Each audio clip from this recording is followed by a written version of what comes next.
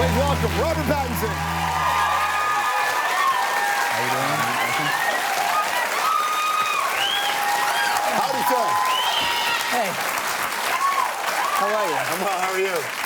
I'm okay. You were, post-Twilight franchise, you're trying to go down different roads. Is this legitimately part of your planning? This was not part of the plan at all. I thought I was totally oversaturated everywhere. I wanted to do little tiny parts, or maybe no parts at all. I got this 3 weeks before I was finishing the last Twilight movie, and I was really, really determined to find ensemble pieces or anything small, just so I didn't have to be in everybody's face and annoying everyone. And then this thing came up, and yeah, it's almost like a obnoxiously present Eric is in every single second of it, and incessantly speaking. It's, I think it was a pretty difficult thing to turn down. Is this a new experience for you, though, to watch a film back and go, oh, wait a minute, how do I promote this movie? Oh, completely. I mean, it reminded me that there was this thing that I watched this interview with Ryan Gosling once, and he said about when he did The Believer, like a few years ago, and then people were saying, because he'd done Young Hercules for like 3 or 4 seasons or something, and then he did The Believer, and everybody's asking about his craft, and like it's the most confusing thing. I was in Cannes doing these interviews.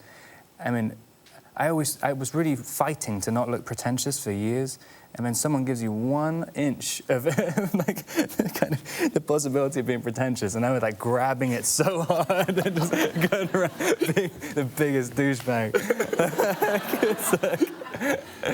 But yeah, and now I've reined it in again. If you think too, being in a Harry Potter movie, you think your career is going to hit, right? That's the thing, and it didn't hit right away after that. In that moment, did you think, I'm on it, like here goes my career? Yeah, I mean, I didn't really intend to be an actor. I mean, I kind of got that by, I got this film called Vanity Fair, which I got cut from, and spent a little while telling everybody, like, oh, I've got this big part, I'm playing Reese Witherspoon's son. Just before everyone found out that I was cut from it. The casting director was the same casting director for Harry Potter. And then I got invited to the premiere of that, and they didn't tell me I was cut out, so I was kind of sitting there. And so the casting director felt so guilty, she brought me in for the Harry Potter role.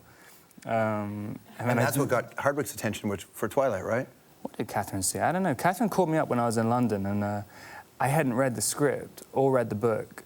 And she started talking to me, going like, yeah, so what do you think?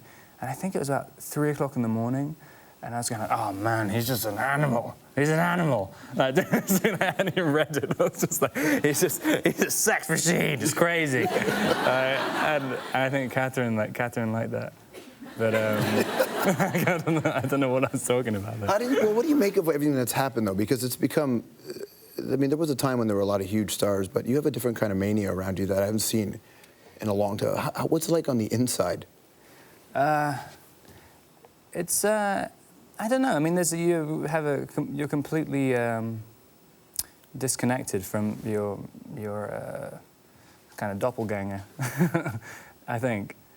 I mean, I just don't think I'm confident enough to really claim, because you can really, if you really claim it, you can have like, obscene power over people. But yeah, then you have to, it does come with a kind of responsibility. So I've just tried to avoid the responsibility of it completely and just say, like, oh yeah, that guy, he's another guy. like, I can do what I want still. The one thing that I imagine you're dealing with is, aside from your close circle of friends, actual humanity, actual human conversations, the connection that we all crave as a person is harder and harder for you to find, isn't it?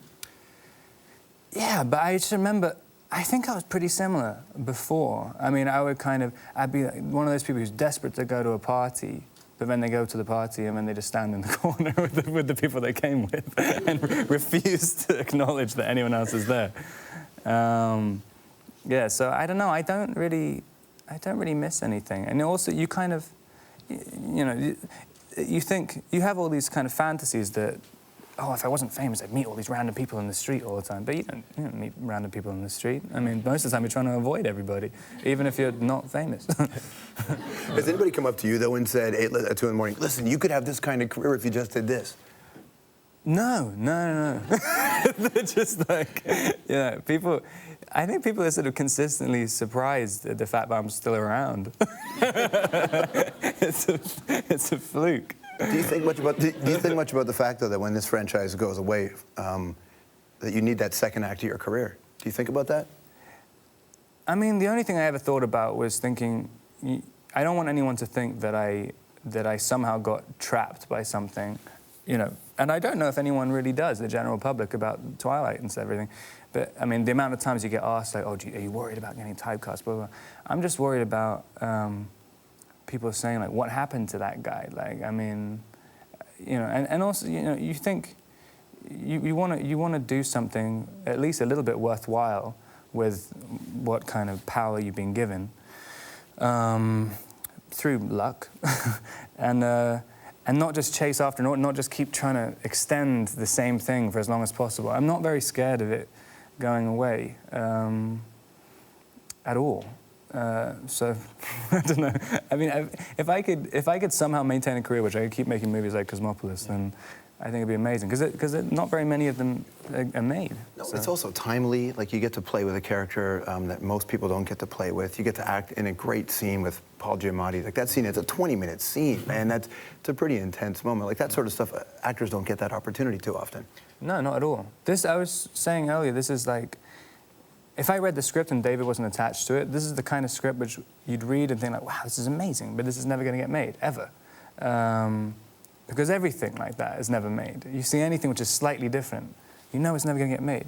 You know, I always thought after The Dark Knight, for instance, like, it makes tons and tons of money, and Heath's doing something which is just, like, it's outside, it's still perfectly, like, people understand what he's doing. It's not like he's doing something totally crazy. Right. But it's slightly outside the box of what people are usually used to seeing.